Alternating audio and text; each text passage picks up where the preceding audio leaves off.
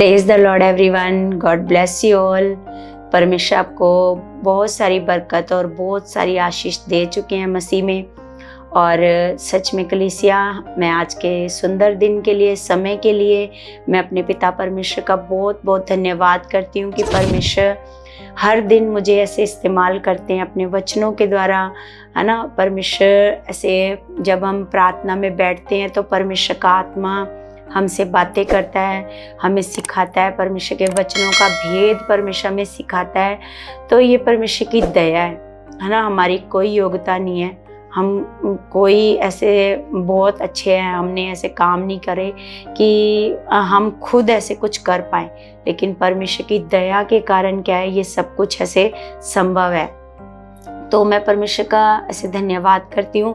और आज ऐसे हम पौलुस के जीवन के बारे में सीखते हैं कि जो पौलुस जिसने इतनी सबसे ज़्यादा उसने कलीसियाएं स्थापित की, सबसे ज़्यादा उसने लोगों को गाइड किया, सिखाया, परमेश्वर का ज्ञान दिया, सुसमाचार बांटा, अलग अलग जगहों में, अलग अलग देशों में, नगरों में, हर जगह, है ना। और बहुत सारा सताव भी पौलुस ने सहा। तो जब इतना पौलुस के द्वारा परमेश्वर ने काम किया, तो उससे पहले जो पौलुस का जीवन था, क्योंकि वो तो मतलब ये सोचता था कि जो यीशु मसीह को ऐसे मानने वाले वो लोग सही नहीं है, ये पता नहीं किसको ऐसे मानने लगे हैं ना। जबकि बाइबल में तो प्रभु के बारे में बहुत सारी ऐसी भविष्यवाणियाँ थी कि ऐसे प्रभु यीशु मसीह ऐसे मसीहा आएगा, उद्धार करता आएगा, है ना। उसके लेकिन फिर भी उन लोगों को ऐसे समझ नहीं आ रहा था कि वो आ चुका है, यीशु मसीह आ चुका है। तो इसलिए पौलुस भी उन सताने वाले लोगों में क्या था, शामिल था। तो उसका नाम पहले क्या था, ऐसे शाऊल, है ना। जब तक वो ऐसे उसका से आमना सामना परमेश्वर के साथ नहीं हुआ था, तो उसका नाम क्या था, शाऊल। तो हम देखते हैं कि शाऊल जो अब तक प्रभु के चेलों को, है ना, प्रेरितों की किताब 9 अध्याय, तो 9 अध्याय की हेडिंग में लिखते हैं कि शाऊल का हृदय परिवर्तन। तो लिखा है, शाऊल जो अब तक प्रभु के चेलों को धमकाने और घात करने की धुन में था, महायाजक के पास गया और उससे दमिश्क के आराधनालयों के नाम पर इस अभिप्राय की चिट्ठियां मांगी कि क्या पुरुष क्या स्त्री जिन्हें वह इस पंथ पर पाए उन्हें बांधकर यरूशलेम ले आए। मतलब जो भी यीशु मसीह पर विश्वास करता उसको नजर आए, उसने क्या मांगी, चिट्ठियां मांगी, है ना, कि जो भी यीशु मसीह पर विश्वास करता नजर आए उसको वो बांध करके क्या यरूशलेम में लेकर के आया ना। लिखा, परंतु चलते चलते जब वह दमिश्क के निकट पहुंचा तो एकाएक आकाश से उसके चारों ओर ज्योति चमकी, है ना। अचानक क्या हुआ, उसके चारों तरफ क्या होगी, ऐसे रोशनी रोशनी ऐसे हो गई और वह भूमि पर गिर पड़ा और ये शब्द सुना, हे शाऊल तू मुझे क्यों सताता है ना।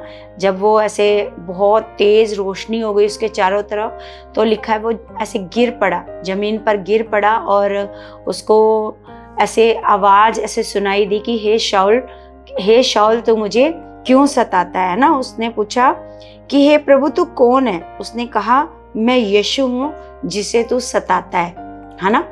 तो परंतु अब उठकर नगर में जा और जो तुझे करना है वह तुझसे कहा जाएगा, है ना। तो कैसे मतलब अब परमेश्वर के साथ पौलुस का क्या हो रहा है, शाऊल का क्या हो रहा है, आमना सामना, है ना। अब यहाँ पर प्रभु यीशु मसीह ने उसको ऐसे दर्शन के द्वारा ऐसे उससे क्या करिए, बात करिए कि अब उठकर नगर में जा और जो तुझे करना है वो तुझसे कहा जाएगा। जो मनुष्य उसके साथ थे वो अवाक रह गए, मतलब बहुत ऐसे हैरान हुए जो पौलुस के साथ थे। लिखा, क्योंकि शब्द तो सुनते थे परंतु किसी को देखते ना थे। तब शाऊल भूमि पर से उठा, परंतु जब आंखें खोली तो उसे कुछ दिखाई ना दिया, है ना। जब वो ऐसे जमीन पर से खड़ा हुआ तो ऐसे उसने अपनी जब आंखें खोली तो मतलब उसको कुछ भी दिखाई ऐसे नहीं दिया और वे उसका हाथ पकड़ के दमिश्क में ले गए। लिखा, वह 3 दिन तक ना देख सका और ना खाया और ना पिया, है ना। 3 दिन तक उसने क्या किया, 3 दिन तक वो लगातार क्या करता रहा, ऐसे प्रार्थना करता रहा। जब उसको दिखाई नहीं दिया, ना खाया ना पिया, मतलब वो उपवास में चला गया, है ना। तो लिखा है दमिश्क में हनन्याह नाम का एक चेला था। उससे प्रभु ने दर्शन में कहा, हे हनन्याह। लिखा, उसने कहा, हाँ प्रभु। तब प्रभु ने उससे कहा, उठकर उस गली में जा जो सीधी कहलाती है, और यहूदा के घर में शाऊल नाम का एक तरसुसवासी को पूछ, क्योंकि देख वह प्रार्थना कर रहा है ना। जब पौलुस क्या कर रहा है, शाऊल क्या कर रहा है, ऐसे प्रार्थना कर रहा है। तो जब वो प्रार्थना कर रहा है, उसकी प्रार्थना को ऐसे परमेश्वर ने सुना। जब वो नहीं देख पाया, अंधा हो गया, है ना, जब उसका प्रभु यीशु मसीह से आमना सामना हुआ, तो जब वो देख नहीं पाया तो वो ऐसे प्रार्थना में चला गया। तो जब वो प्रार्थना में गया तो प्रभु यीशु मसीह ने उसकी प्रार्थना को सुना और हनन्याह को ऐसे भेजा कि जा तू उसके यहूदी के घर में जा, जो ऐसे गली, ऐसे सीधी गली कहलाती है, उसमें तू क्या कर जा। लिखा है वो क्या कर रहा है, वो प्रार्थना कर रहा है। और उसने हनन्याह नाम के एक पुरुष को भीतर आते और अपने ऊपर हाथ रखते देखा है। लिखा, ताकि फिर से दृष्टि पाए, है ना। तो उसने क्या देखा है, ऐसे एक दर्शन देखा है कि हनन्याह नाम का एक आदमी है और उसने उसके ऊपर हाथ रखा है और वो क्या हो गया है, ऐसे ठीक हो गया। लिखा है, हनन्याह ने उत्तर दिया, हे प्रभु, मैंने इस मनुष्य के विषय में बहुतों से सुना है कि उसने यरूशलेम में तेरे पवित्र लोगों के साथ बड़ी बड़ी बुराइयां की हैं।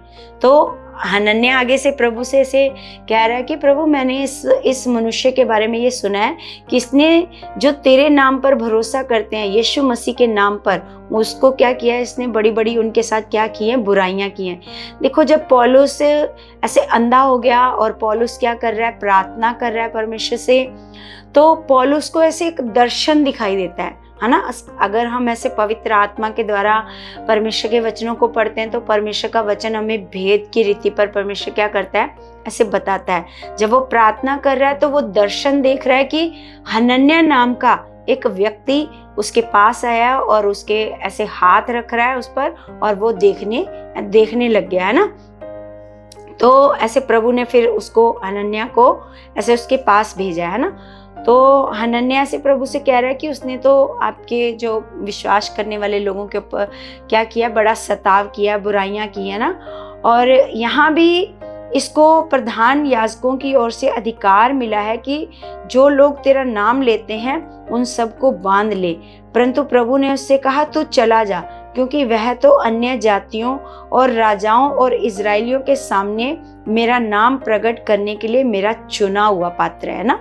तो यहाँ पर ऐसे प्रभु यीशु मसीह से हनन्याह को बता रहे हैं कि तू जा, है ना, क्योंकि वो तो क्या करेगा, वो बड़े बड़े कामों को करेगा, बहुत लोगों तक ये इस सुसमाचार को क्या करेगा, फैलाएगा, है ना।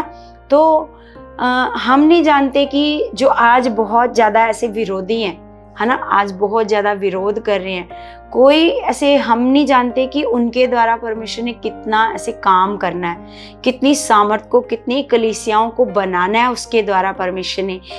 ये तो कौन जानता है, ये केवल परमेश्वर जानते हैं ना। तो यहाँ पर परमेश्वर को पता है कि परमेश्वर वो तो सता रहा है, हनन्याह देख रहा है कि वो लोगों को क्या कर रहा है, सता रहा है। और यहाँ पर भी वो इसी मकसद से आया है कि वो यीशु मसीह पर विश्वास करने वालों को बांध करके कहाँ ले जाए, ऐसे यरूशलेम में ले जाए ना। तो लेकिन आगे लिखा है, और मैं उसे बताऊंगा कि मेरे नाम के लिए उसे कैसा कैसा दुख उठाना पड़ेगा। तब हनन्याह उठकर उस घर में गया और उस पर अपना हाथ रखकर कहा, हे भाई शाऊल, प्रभु अर्थात यीशु जो इस रास्ते में जिसे तू आया है तुझे दिखाई दिया था, उसी ने मुझे भेजा है कि तू फिर दृष्टि पाए और पवित्र आत्मा से परिपूर्ण हो जाए, है ना।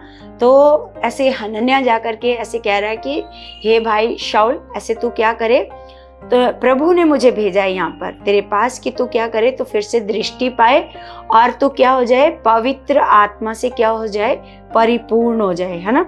और लिखा है, और तुरंत उसकी आंखों से छिलके से गिरे और वह देखने लगा और उठकर बपतिस्मा लिया, फिर भोजन करके बल पाया, है ना।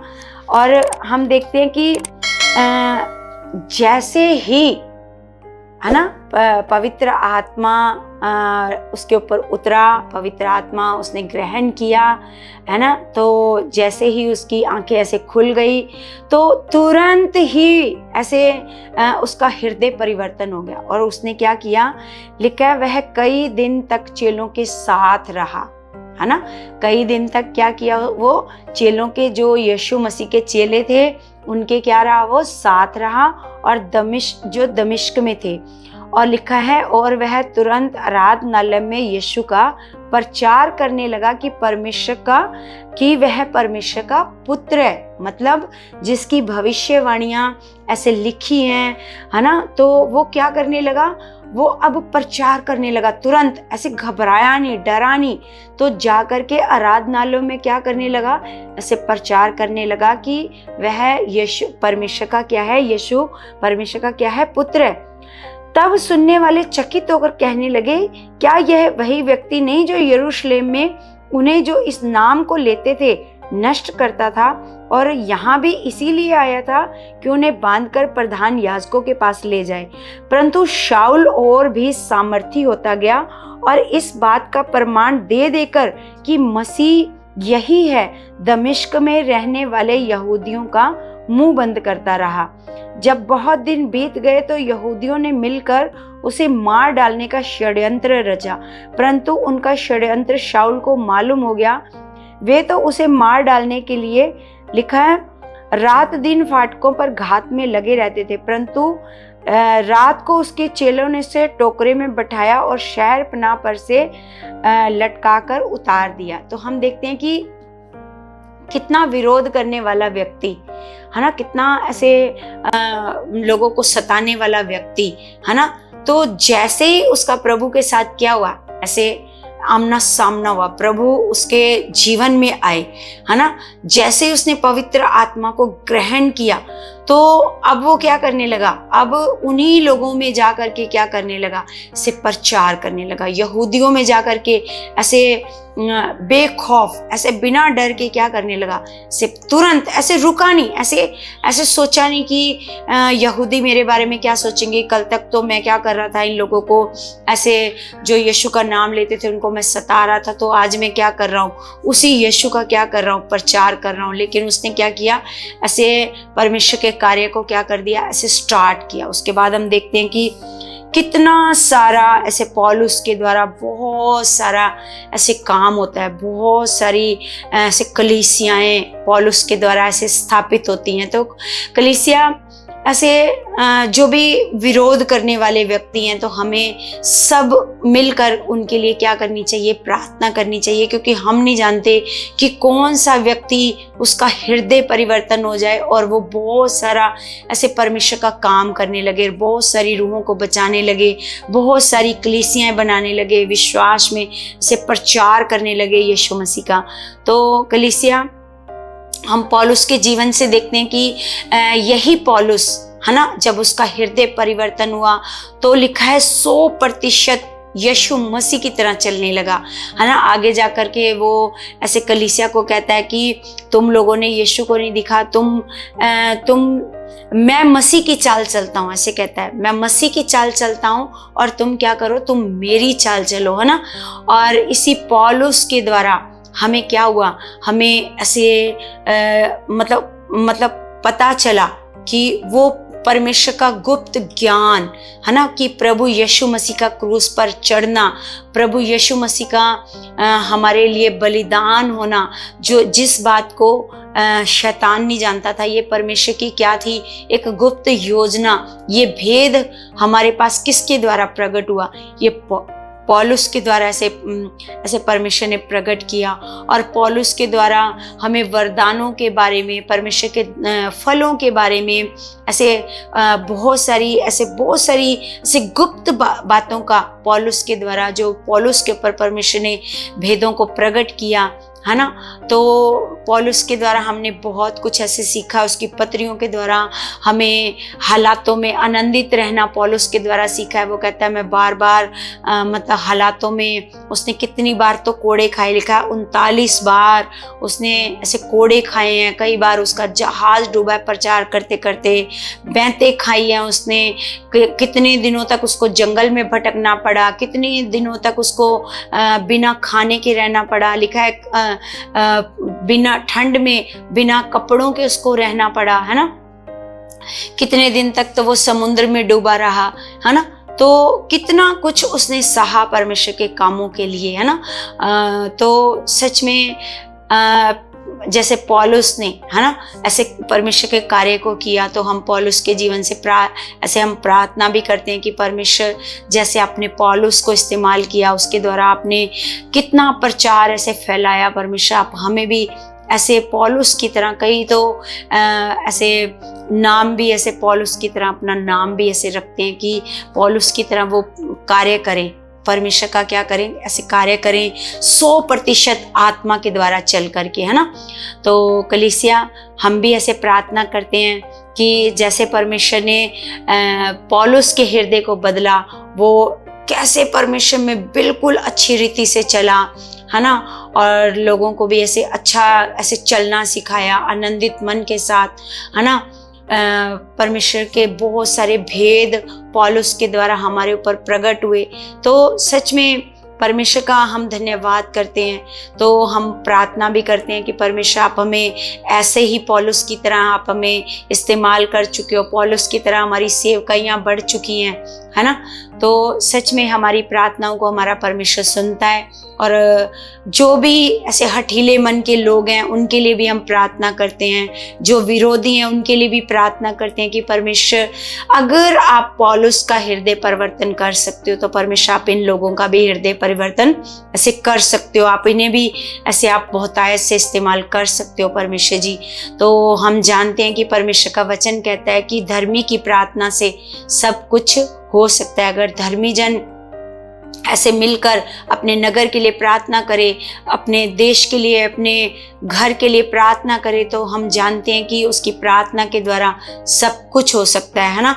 और परमेश्वर का काम बहुतायत से बढ़ सकता है, क्योंकि परमेश्वर का वचन कहता है ये सेवा का काम परमेश्वर ने हम लोगों को सौंपा है, क्योंकि ये स्वर्ग दूतों को नहीं दिया ये वाला काम, है ना। ये परमेश्वर ने अपने पुत्रों को सौंपा ये वाला काम। परमेश्वर ने सेवा का सुसमाचार ऐसे फैलाने का हमें परमेश्वर ने लिखा है, मसीह के स्थान पर हमें क्या बनाया है, राजदूत बनाया है ना। तो सच में परमेश्वर ने कहा है कि अब तुम क्या करो, जो अब तुम अपने लिए मत जियो, है ना, जो तुम्हारे लिए मरा और फिर जी उठा, तुम अब उसके लिए ऐसे जियो।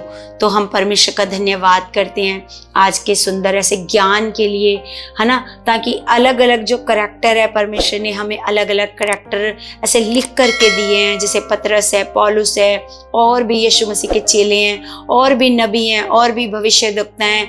तो इनके जीवनों से हम जब सीखते हैं तो आगे बहुत सारा हमारा मन उत्साहित होता है। तो हम भी चाहत करते हैं हम भी इनकी तरह बढ़ें, इनकी तरह चलें, है ना, इनकी तरह परमेश्वर के साथ वफादारी करें, प्रेम करें, परमेश्वर के कामों को करें। तो कलीसिया, मेरा विश्वास है आज का ये ज्ञान आपके जीवन में बहुत ताकत से कार्य कर चुका है। परमेश्वर का आत्मा जैसे पौलुस को बदला, ऐसे आप लोगों को भी बदल चुका है, और सच में ये वचन आपको बहुत सारी आशीष दे चुके हैं यीशु मसीह के नाम से। तो हम सब अपने हाथों को उठाकर प्रार्थना में जाएंगे। स्वर्गीय पिता, मैं तेरा धन्यवाद करती हूँ, मेरे जीवित परमेश्वर, जिंदा खुदा, आप ताकत के परमेश्वर हो, आप सामर्थी परमेश्वर हो खुदा। मैं आपका आज के दिन के लिए, सुंदर समय के लिए धन्यवाद करती हूँ मेरे खुदावंद, मेरे परमेश्वर। मैं तेरे सारे बच्चों के लिए प्रार्थना करती हूँ खुदावंद परमेश्वर, जो आप हमें हर दिन इस्तेमाल करते हो परमेश्वर जी, हर दिन परमेश्वर आप हमें मतलब अपने लोगों के लिए इस्तेमाल करते हो। हम इनके लिए प्रार्थनाएं करें, ताकि परमेश्वर हम जानते हैं कि धर्मी की प्रार्थना से सब कुछ हो सकता है परमेश्वर।